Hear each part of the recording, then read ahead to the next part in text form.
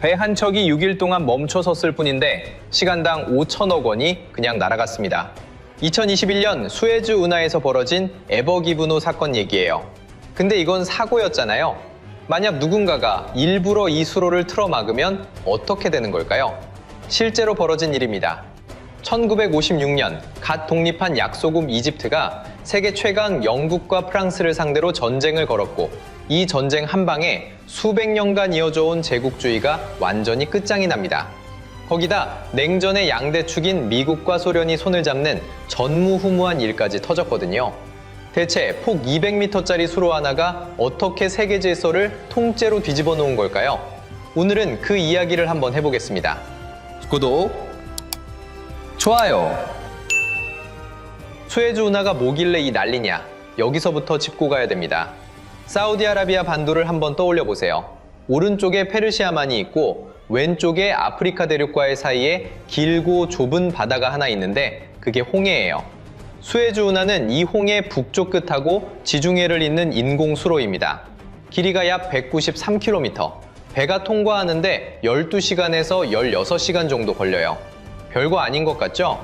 근데 이 수로가 없으면 유럽에서 아시아로 가는 배는 아프리카 대륙 맨 아래 희망봉까지 내려갔다가 다시 올라와야 됩니다. 거리가 어마어마하게 늘어나요. 런던에서 인도 뭄바이까지 가는 시간이 절반으로 줄고 싱가포르까지는 29%가 단축돼요. 2023년 기준으로 전 세계 해상 물동량의 12에서 15%가 이 수로를 지나갔고 이집트는 한 해에 100억 달러가 넘는 통행료를 벌어들였거든요. 그냥 수로가 아닙니다. 세계 경제의 대동맥이에요. 이걸 누가 주느냐가 곧 세계 패권의 향방을 결정한 겁니다. 이 운하를 뚫겠다는 생각은 어제 오늘 나온 게 아닙니다. 기원전 7세기, 지금으로부터 약 2600년 전에 이집트의 파라오 네코 2세가 벌써 시도를 했어요. 지금처럼 일직선으로 뚫은 게 아니라 나일강 지류를 이용해서 홍해까지 수로를 연결하려 한 거죠. 당시 기술로는 당연히 불가능했습니다. 그 뒤로 프톨레마이오스 왕조, 로마 제국의 트라야누스 황제, 이슬람 시대까지 수없이 도전했는데 번번이 실패해요. 나일강이 범람할 때마다 파놓은 수로가 모래에 다시 덮여버렸거든요. 2000년 넘게 인류가 도전하고 또 실패한 프로젝트였습니다. 그러다가 1700년대 후반 역사의 무대에 나폴레옹이 등장합니다. 당시 영국과 프랑스는 세계 패권을 놓고 치열하게 맞붙고 있었는데 영국이 희망봉 항로를 장악하면서 전 세계 무역을 싹 쓸어담고 있었어요. 프랑스 입장에서는 치가 떨렸죠. 나폴레옹은 이렇게 생각합니다. 이집트의 운하를 뚫으면 영국의 희망봉 항로 독점을 한 방에 무너뜨릴 수 있다. 그래서 이집트 원정을 나가요. 군사적 목적도 있었지만 수에즈 운하의 가능성을 직접 확인하려는 의도가 더 컸습니다. 나폴레옹은 학자랑 기술자를 대거 데려갔어요. 그중 한 사람이 로제타라는 마을에서 커다란 돌 하나를 우연히 발견하는데 거기에 그리스어하고 이집트 상형 문자가 나란히 새겨져 있었습니다. 혹시 감이 오시나요? 바로 그 유명한 로제타 스톤이에요. 이집트 상형 문자 해독의 열쇠가 된 인류 역사적 대발견이 나폴레옹의 수에즈 운하 프로젝트 도중에 터진 겁니다. 근데 정작 운하 건설은 삐끗합니다. 나폴레옹이 보낸 측량 기사들이 치명적인 실수를 저질렀어요. 홍해하고 지중해의 해수면 높이가 약 10m 차이가 난다고 잘못 계산한 겁니다. 실제로는 거의 같은 높이인데 말이에요. 이 오류 때문에 나폴레옹은 파나마 운하처럼 계단식 수문을 설치해야 된다고 판단했고 비용이 감당이 안 돼서 결국 포기해버립니다. 측량 하나 잘못한 게 역사를 바꿔놓은 셈이에요. 제대로 측량했으면 수에즈 운하가 18세기에 완성되었을 수도 있습니다. 나폴레옹이 떠난 뒤 수십 년이 흐릅니다. 그러다 페르디낭 드 레셉스라는 프랑스 외교관이 이집트 알렉산드리아에 부임하게 되는데 이 사람이 나폴레옹이 남기고 간 옛날 문서들을 뒤적이다가 수에즈 운하 프로젝트를 발견하거든요. 호기심이 생겨서 측량 기록을 다시 들여다보니까 홍해하고 지중해의 해수면 높이가 사실은 거의 같다는 게 드러난 거예요. 나폴레옹이 속은 거였습니다. 이거 유직선으로 파기만 하면 뚫을 수 있겠는데? 레셉스는 확신에 차서 바로 움직이기 시작해요. 운도 좋았습니다. 마침 당시 이집트의 실질적인 지도자였던 파샤하고 레셉스 집안이 예전부터 인맥이 있었거든요. 레셉스가 계획서를 내밀자 파샤는 바로 허가를 내려주면서 전권까지 넘겨줍니다. 운하건설 회사를 차려라. 이집트 정부가 뒤를 봐주겠다. 그렇게 1858년에 착공이 시작돼요. 투자 구조는 프랑스가 56%를 대고 나머지 44%는 해외 투자자들한테서 모을 계획이었습니다. 근데 여기서 영국이 가만히 있을 리가 없죠. 수에즈 운하가 뚫려버리면 그동안 자기들이 독점하고 있던 희망봉 항로가 쓸모없어지거든요. 영국은 온갖 방해 공작을 펼칩니다. 투자하려는 다른 나라들한테 압력을 넣어서 나머지 투자금 44%를 못 채우게 막았고, 당시 이집트의 종주국이었던 오스만 제국한테까지 손을 뻗쳐서 공사를 중단시키려 했어요. 프랑스한테도 직접 하지 말라고 경고합니다. 근데 생각해보세요. 100년 전쟁 때부터 수백 년간 으르렁거려온 천적 사이잖아요. 프랑스가 영국 말을 순순히 들을 리가 없죠. 결국 영국의 방해 때문에 투자금 44%를 외부에서 못 채우게 되자 레셉스가 이집트 정부를 설득합니다. 너희가 투자금 44%를 대라. 나중에 돈이 부족하면 프랑스가 메워줄 테니까 걱정하지 마라. 이집트는 이 약속을 믿고 받아들여요. 1869년 드디어 수에즈 운하가 완공됩니다. 착공부터 꼬박 10년이 걸렸어요. 근데 완공 당일에 기가 막힌 일이 벌어집니다. 그렇게 10년 내내 온갖 방해란 방해는 다 해놓은 영국이 몰래 군함을 밤중에 운하로 집어넣어서 제일 먼저 통과해버린 거예요. 남이 만든 고속도로 개통식 날, 테이프 끊기도 전에 자기 차를 먼저 몰고 가버린 꼴이죠. 뻔뻔함의 끝판왕이었습니다. 그런데 완공 이후 이집트 재정은 갈수록 나빠졌습니다. 44% 지분을 유지하는 것조차 벅찼어요. 프랑스가 도와준다고 했잖아요. 근데 1871년에 프로이센, 그러니까 지금의 독일하고 프랑스 사이에 전쟁이 터져버립니다. 비스마르크가 이끄는 프로이센이 프랑스를 완전히 박살내버렸어요. 베르사유 궁전 거울의 방에서 독일 통일 선언을 눈뜨고 지켜봐야 하는 치욕을 당한 프랑스는 나라 자체가 휘청거렸습니다. 이집트를 도와줄 형편이 아니었죠. 결국 이집트는 44% 지분을 매물로 내놓습니다. 기다렸다는 듯이 영국이 낼름 사버렸어요. 국회 승인도 안 받았습니다. 유럽 최대 금융가문이었던 로스차일드한테 돈을 빌려서 국회를 건너뛰고 바로 인수해버린 거예요. 뒤에서는 영국 동인도 회사가 미친 듯이 압박했거든요. 수에즈 운하를 쓰면 영국에서 인도까지 가는 시간이 반으로 줄어드니까 장사하는 입장에서는 돈이 2배로 남는 구조였습니다. 이때부터 수에즈 운하는 영국하고 프랑스가 공동으로 관리하게 돼요. 근데 생각해보세요. 이집트 땅에 있는 운하인데 정작 이집트는 아무 권한이 없는 거예요. 내 집 앞마당에 남이 도로를 깔아놓고 통행료를 걷어가는 꼴이죠. 이집트 국민들 사이에서 분노가 터져나올 수밖에 없었습니다. 1882년에 영국한테 대항하는 저항운동이 일어나는데 영국은 수에즈 운하를 보호해야 한다는 명분으로 군대를 보내서 진압하고 아예 이집트를 사실상 식민지로 만들어버려요. 여기서 흥미로운 연결고리가 하나 있습니다. 1904년 러일 전쟁 때 얘긴데요. 러시아가 유럽 쪽에 있던 발트 함대를 동아시아로 보내야 했어요. 가장 빠른 길은 당연히 수에즈 운하를 지나가는 건데 많은 사람들이 영국이 일본하고 동맹이라서 통과를 막은 거라고 알고 있잖아요. 근데 실제 이유는 달랐습니다. 러시아 전함들이 워낙 크고 무거워서 배가 너무 깊이 잠기는 바람에 수심이 얕은 수에즈 운하를 물리적으로 지나갈 수가 없었던 거예요.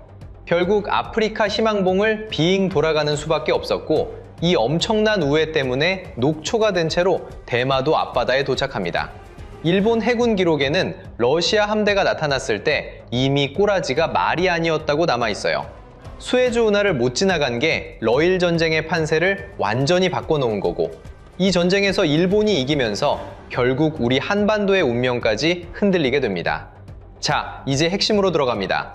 제2차 중동전쟁, 수에즈 전쟁이라고도 불리는 1956년 사건으로 넘어갈게요. 1952년 이집트에서 나세르라는 젊은 군인이 쿠데타를 일으킵니다. 외세를 몰아내자 이게 핵심 구호였어요.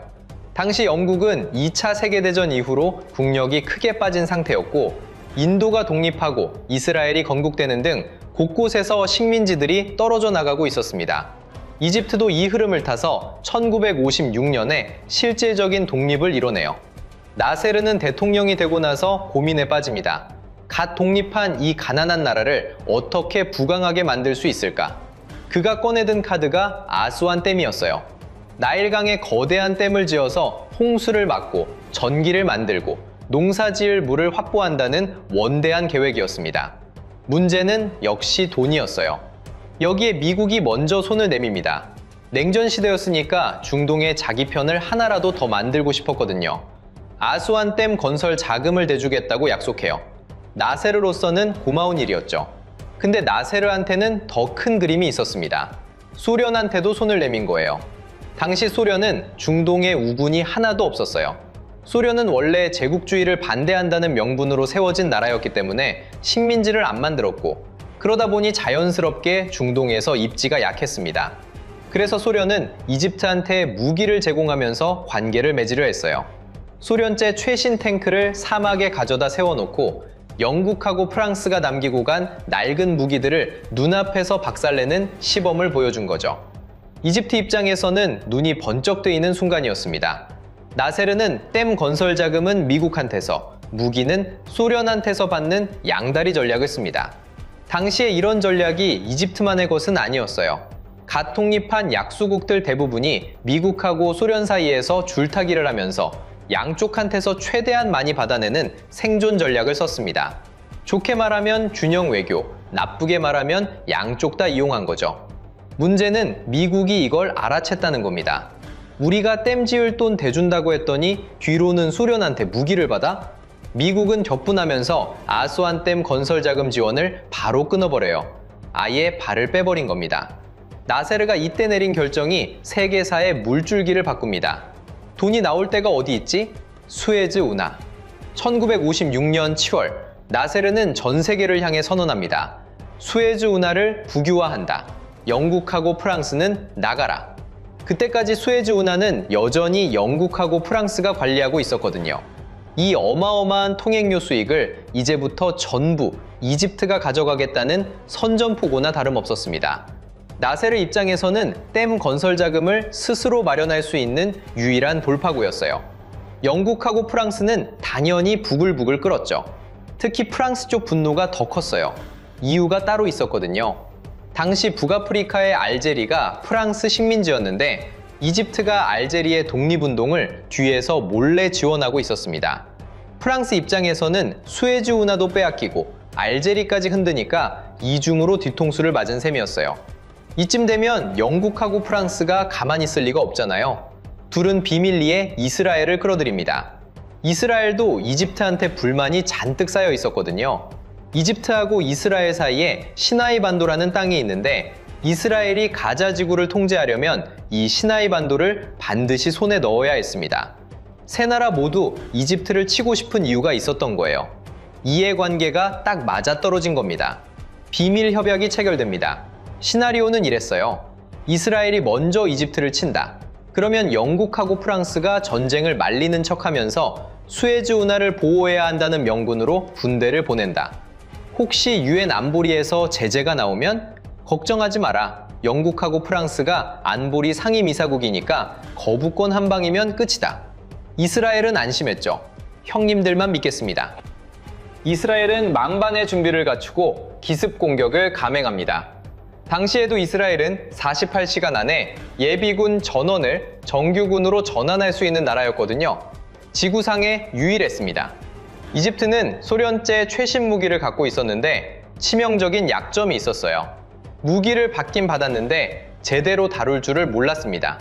나중에 소련이 우리가 비싼 탱크 다 줬는데 왜 지느냐고 따졌는데 탱크를 전진하고 후진밖에 못했다는 말이 나올 정도였거든요. 그리고 더 결정적인 게 있었어요. 당시 이집트의 방공망은 유선 케이블로 연결돼 있었습니다. 레이더하고 레이더 사이를 전선으로 이었는데 이스라엘 전투기가 저공 비행으로 이 전선을 끊어버려요. 처음에는 전투기 앞에 칼을 달아서 끊으려 했는데 칼이 떨어져 나갔습니다. 그래서 어떻게 했느냐? 전투기 날개로 직접 전선을 베어버렸어요. 미친 짓이죠? 근데 성공합니다. 이집트는 이스라엘이 밀고 들어오는 줄도 몰랐어요. 방공망이 완전히 먹통이 돼버렸으니까요. 이스라엘이 시나이 반도로 들어가자 약속대로 영국하고 프랑스가 개입합니다. 수에즈 운하를 중립지대로 만들겠다면서 양쪽한테 철수를 요구하는 척했죠. 짜고 치는 고스톱이었습니다. 유엔 안보리의 안건이 올라가자 영국하고 프랑스는 예정대로 거부권을 행사해요. 여기까지는 시나리오대로였습니다. 근데 세 나라 모두 예상 못한 폭풍이 몰려와요. 미국이 격분한 겁니다. 당시 미국 대통령은 아이젠하워였어요. 2차 대전의 영웅, 노르망디 상륙작전을 지휘한 바로 그 사람입니다. 동맹이면서 한마디 상의도 없이 전쟁을 벌이다니. 근데 아이젠하워가 진짜 분노한 이유는 따로 있었어요. 냉전의 논리였습니다. 미국이 영국하고 프랑스 편을 들어서 이집트를 찍어 누르면 중동의 아랍 국가들이 전부 소련 쪽으로 넘어가 버려요. 수에즈 운하 하나 때문에 중동 전체를 소련한테 갖다 바치는 꼴이 되는 겁니다. 미국 입장에서는 절대 용납할 수 없는 시나리오였어요. 아이젠하워는 영국하고 프랑스한테 통보합니다. 빠져라.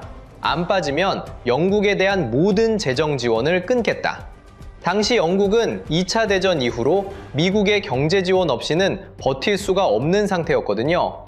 미국이 등을 돌리면 영국 경제가 그대로 추락하는 겁니다. 이때 소름 돋는 일이 벌어져요.